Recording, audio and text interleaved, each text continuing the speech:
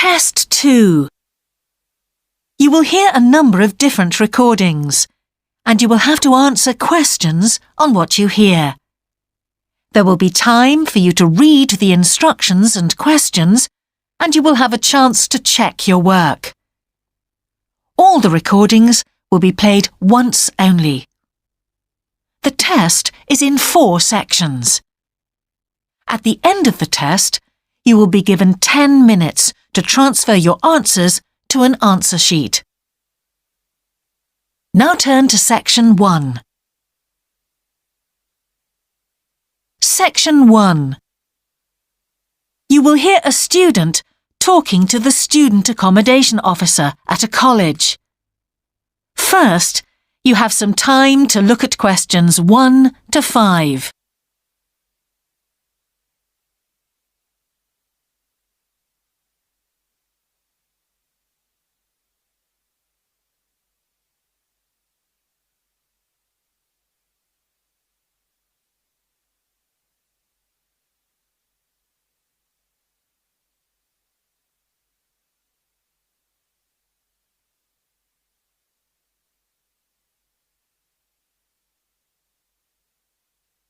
You will see that there is an example that has been done for you.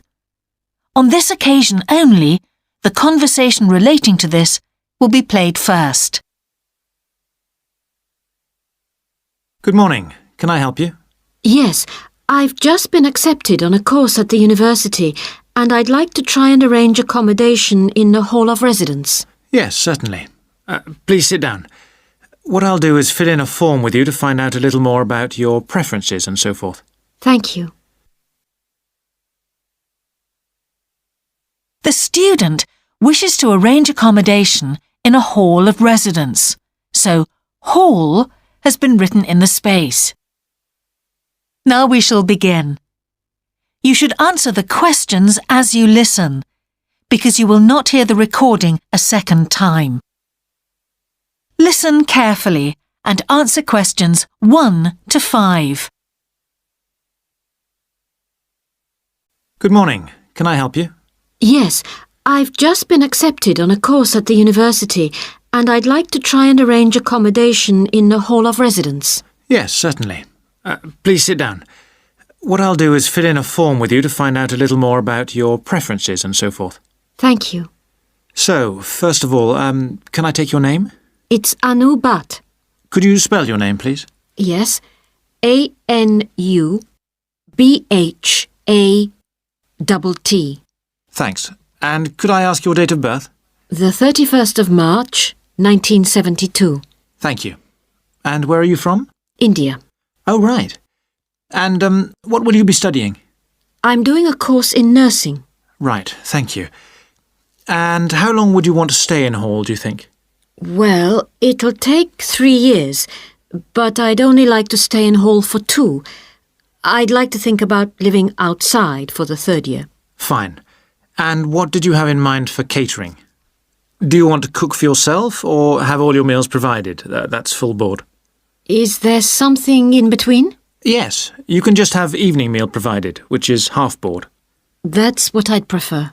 Yes, a lot of students opt for that. Now, with that in mind, do you have any special diet, anything we should know about?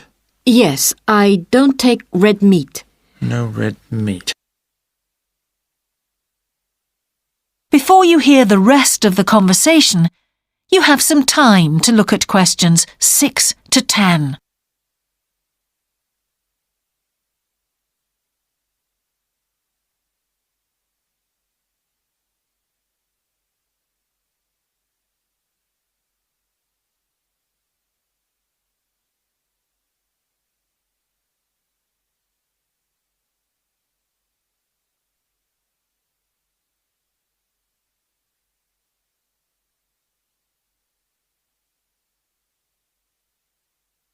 Now listen and answer questions 6 to 10.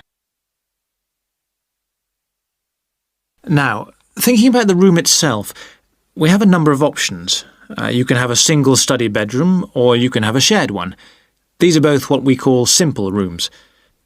The other alternative is to opt for a single bedsit, which actually has more space and better facilities. There's about £20 a week difference between them. Well, actually my grant is quite generous and I think the bedsit sounds the best option. Lovely. I'll put you down for that and we'll see what availability is like. Now, can I ask some other personal details which we like to have on record? Yes, of course. I wonder if you could let us know what your interests are. This might help us get a closer match for placing you in a particular hall. Well, I love the theatre. Right. And I enjoy sports, particularly badminton. Ah, that's worth knowing. Now, what we finish with on the form is really a list from you of what your priorities are in choosing a hall, and we'll do our best to take these into account. Well, the first thing is I'd prefer a hall where there are other mature students, if possible. Yes, we do have halls which tend to cater for slightly older students. And I'd prefer to be out of town. That's actually very good for you because we tend to have more vacancies in out-of-town halls. Lucky. Yes. Anything else? Well, I would like somewhere with a shared area, a TV room, for example, or something like that. It's a good way to socialise. It certainly is. That's it. Now, we just need a contact telephone number for you. Oh, sure, I'll just find it. It's 667549. Great. So we'll be in contact with you as soon as possible. That is the end of section 1. You now have half a minute to check your answers.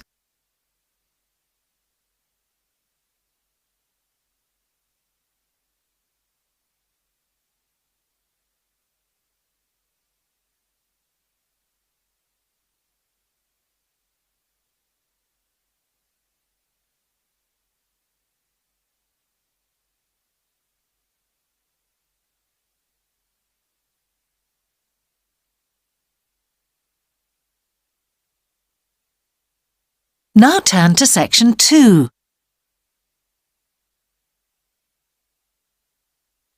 Section 2. You will hear a man giving a talk to new members of a wildlife club in the south of England. First, you have some time to look at questions 11 to 13.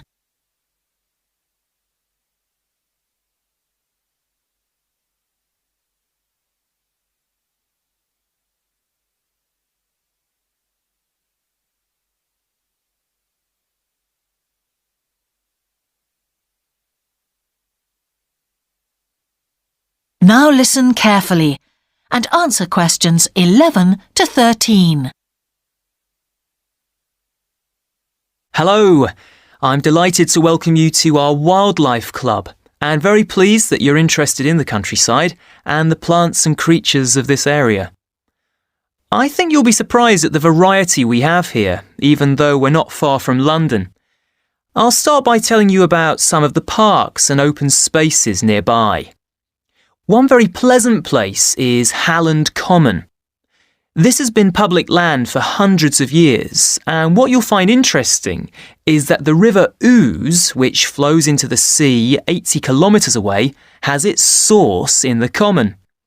There's an information board about the plants and animals you can see here, and, by the way, the common is accessible 24 hours a day. Then there's Holt Island, which is noted for its great range of trees. In the past, willows were grown here commercially for basket making, and this ancient craft has recently been reintroduced. The island is only open to the public from Friday to Sunday because it's quite small, and if there were people around every day, much of the wildlife would keep away. From there, it's just a short walk across the bridge to Longfield Country Park. Longfield has a modern replica of a farm from over 2,000 years ago. Children's activities are often arranged there, like bread making and face painting. The park is only open during daylight hours, so bear that in mind if you decide to go there. Before you hear the rest of the talk, you have some time to look at questions 14 to 20.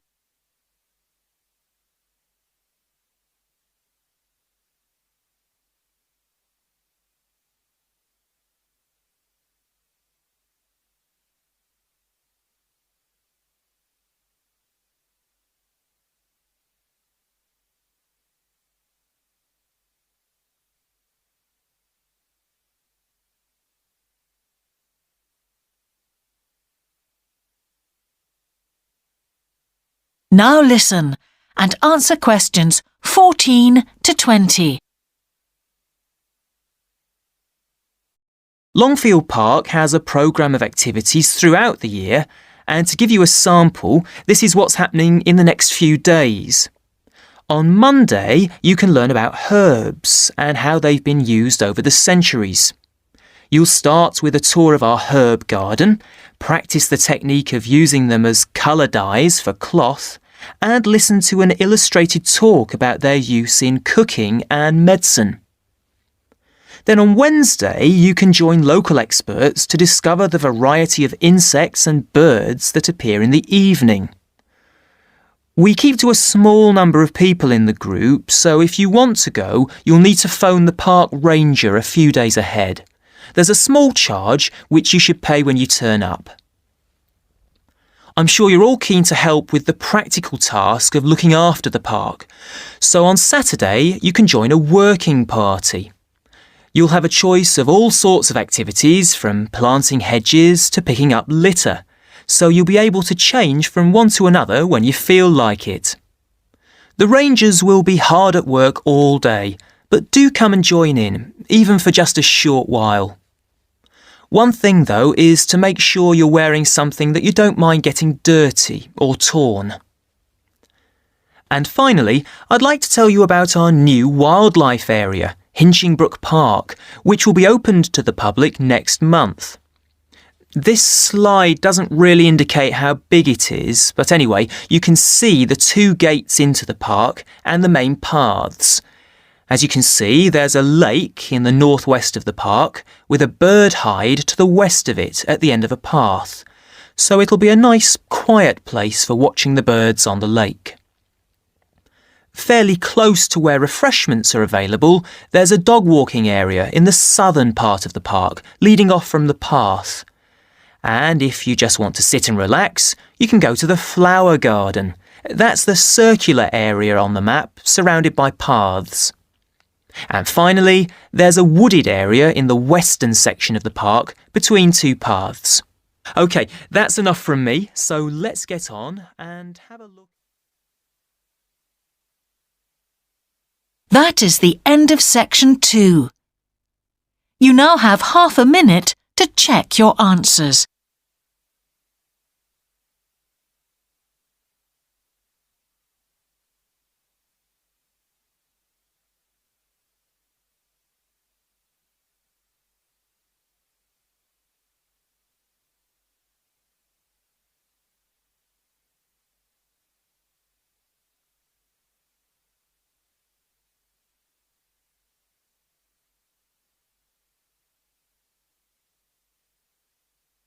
Now turn to section 3.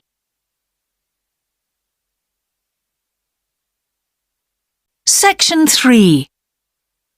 You will hear the Director of Studies in an English Language Centre and a student representative talking about their Self-Access Centre. First, you have some time to look at questions 21 to 24.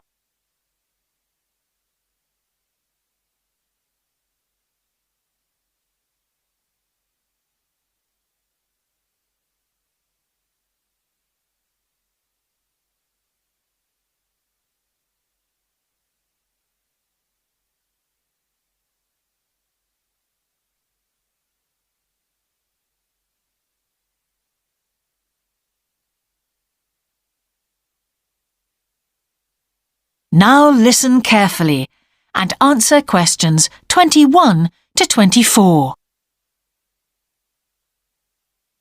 Hi, Ewan.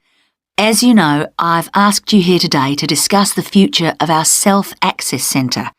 We have to decide what we want to do about this very important resource for our English language students. So, can you tell me what the students think about this? Well, from the students' point of view, we would like to keep it. The majority of students say that they enjoy using it because it provides a variation on the classroom routine, and they see it as a pretty major component of their course. But we would like to see some improvements to the equipment, particularly the computers. There aren't enough for one each at the moment, and we always have to share. Well, yes, The teachers agree that it is a very valuable resource, but one thing we have noticed is that a lot of the students are using it to check their personal emails. We don't want to stop you students using it, but we think the computers should be used as a learning resource, not for emails. Some of us also think that we could benefit a lot more by relocating the Self-Access Centre to the main university library building. How do you think the students would feel about that, Yun? Well, the library is big enough to incorporate the Self-Access Centre, but it wouldn't be like a class activity anymore. Our main worry would be not being able to go to a teacher for advice. I'm sure there would be plenty of things to do, but we really need teachers to help us choose the best activities. Well, there would still be a teacher present and he or she would guide the activities of the students. We wouldn't just leave them to get on with it. Yes, but I think the students would be much happier keeping the existing setup. They really like going to the Self-Access Centre with their teacher and staying together as a group to do activities. If we could just improve the resources and facilities, I think it would be fine. Is the cost going to be a problem? It's not so much the expense that I'm worried about, and we've certainly got room to do it, but it's the problem of timetabling a teacher to be in there outside class hours. If we're going to spend a lot of money on equipment and resources, we really need to make sure that everything is looked after properly. Anyway, let's make some notes to see just what needs doing to improve the centre. Before you hear the rest of the conversation, you have some time to look at questions 25 to 30.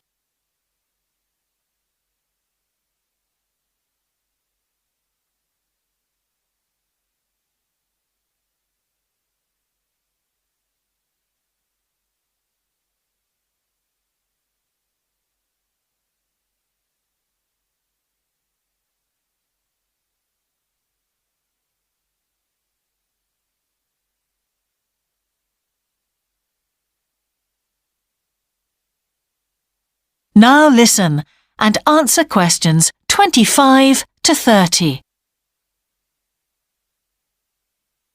Now, what about the computers? I think it might be a good idea to install some new models. They would take up a lot less room, and so that would increase the workspace for textbooks and so on. That would be great. It is a bit cramped in there at times. What about other resources? Do you have a list of things that the students would like to see improved? Yes, one of the comments that students frequently make is that they find it difficult to find materials that are appropriate for their level, especially reading resources. So I think we need to label them more clearly. Well, that's easy enough. We can get that organised very quickly. In fact, I think we should review all of the study resources as some of them are looking a bit out of date. Definitely. The CD section especially needs to be more current. I think we should get some of the ones that go with our latest course books and also make multiple copies. Good. Now, I was also thinking about some different materials that we haven't got in there at all. What do you think of the idea of introducing some workbooks? If we break them up into separate pages and laminate them, they'd be a great resource. The students could study the main course book in class and then do follow-up practice in the Self-Access Centre. That sounds good. OK, now finally we need to think about how the room is used. I'll have to talk to the teachers and make sure we can all reach some agreement on a timetable to supervise the centre after class. But we also need to think about security too, especially if we're going to invest in some new equipment. What about putting in an alarm? Good idea. The other thing I'd like to do is talk to our technicians and see whether we could somehow limit the access to email. I really don't want to see that resource misused. What about if we agree to only use it before and after class? Yes, that would be fine. OK, anyway, that's great for now. We'll discuss it further when we've managed to sort. That is the end of section 3. You now have half a minute to check your answers.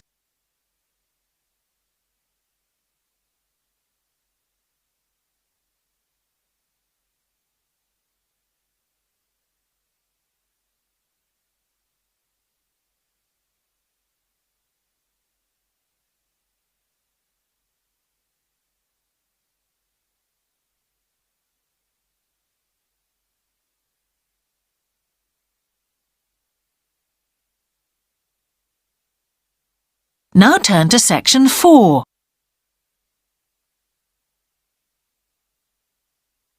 Section 4. You will hear the beginning of a lecture about business cultures. First, you have some time to look at questions 31 to 40.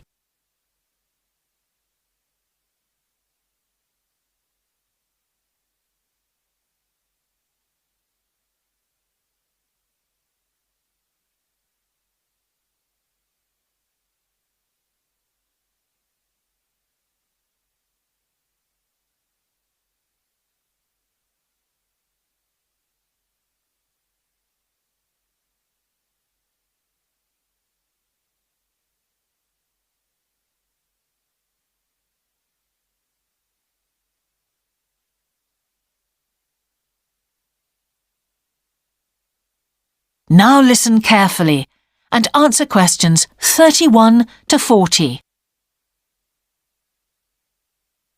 Good morning, everyone. Now, whether you're going to university to study business or some other subject, many of you will eventually end up working for a company of some kind. Now, when you first start working somewhere, you will realize that the organization you've joined has certain characteristics. And we often refer to these social characteristics as the culture of the organization. This includes its unwritten ideas, beliefs, values, and things like that. One well-known writer has classified company cultures by identifying 4 major types. The first type is called the power culture, and it's usually found in small organizations. It's the type of culture that needs a central source of power to be effective. And because control is in the hands of just 1 or 2 people, there aren't many rules or procedures. Another characteristic is that communication usually takes the form of conversations rather than, say, formal meetings or written memos. Now, one of the benefits of this culture is that the organization has the ability to act quickly. So it responds well to threat or danger on the one hand, and opportunity on the other. But on the negative side, this type of organization doesn't always act effectively, because it depends too much on 1 or 2 people at the top. And when these people make poor decisions, there's no one else who can influence them. And the kind of person who does well in this type of business culture is one who is happy to take risks, and for whom job security is a low priority. The next type is known as role culture. That's R-O-L-E, not R-O-L-L, by the way. And this type is usually found in large companies, which have lots of different levels in them. These organizations usually have separate departments that specialize in things like finance or sales or maintenance or whatever. Each one is coordinated at the top by a small group of senior managers, and typically everyone's job is controlled by sets of rules and procedures. For example, there are specific job descriptions, rules for discipline, and so on. What are the benefits of this kind of culture? Well, firstly, because it's found in large organizations, its fixed costs, or overheads as they're known, are low in relation to its output or what it produces. In other words, it can achieve economies of scale. And secondly, it is particularly successful in business markets where technical expertise is important. On the other hand, this culture is often very slow to recognize the need for change, and even slower to react. What kind of person does this type of culture suit? Well, it suits employees who value security and who don't particularly want to have responsibility.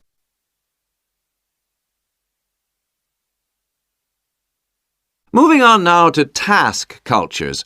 This type is found in organizations that are project-oriented. You usually find it where the market for the company's product is extremely competitive, or where the products themselves have a short lifespan. Usually, top management delegates the projects, the people, and other resources, and once these have been allocated, little day-to-day control is exercised from the top, because this would seem like breaking the rules. Now, one of the major benefits of this culture is that it's flexible. But it does have some major disadvantages, too. For instance, it can't produce economies of scale or great depth of expertise. People who like working in groups or teams prefer this type of culture. And finally, the fourth category is called the person culture. This type is quite unusual. That is the end of section 4. You now have half a minute to check your answers.